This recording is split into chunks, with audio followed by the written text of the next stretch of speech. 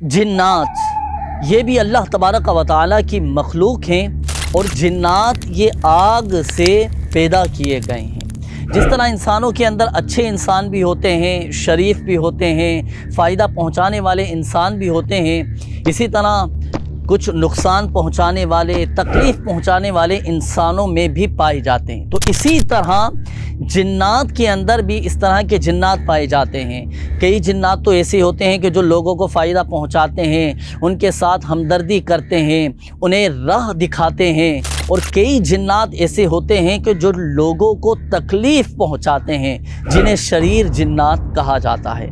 तो आइए नाज़रीन, आज हम बात करेंगे शरीर जिन्नात के हवाले से, और शरीर जिन्नात के शर से महफूज रहने का आज एक ख़ास अमल भी इंशाअल्लाहुल करीम मैं आपको अर्ज़ करूँगा।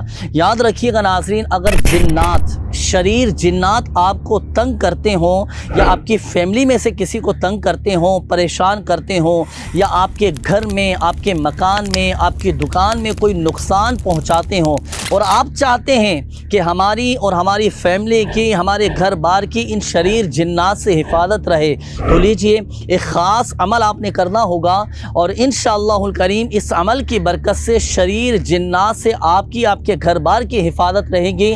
वो शरीर जिन्नात घर छोड़कर चले जाएंगे। इसके लिए आपको चाहिए होंगी 4 अदद लोहे की कीलें।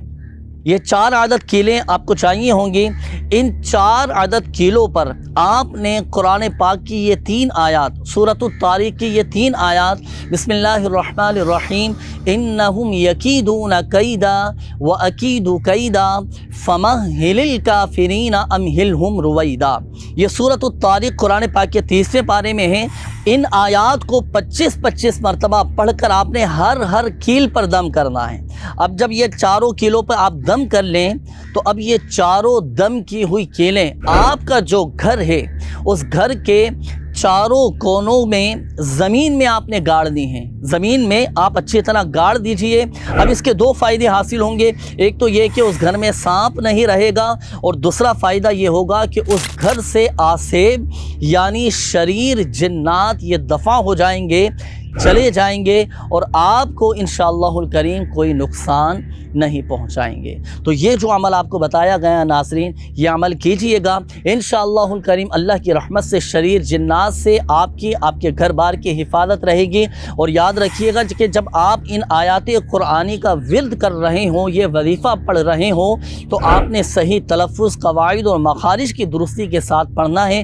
फिर इंशाअल्लाहुल करीम इसकी बरकतें आपको हासिल होंगी। अल्लाह पाक हम सबको शरीर जिन्नात के शर से महफूज फरमाए, अपने हिफ्ज़ व अमान में रखे, आफ़ियत और सलामती नसीब फरमाए।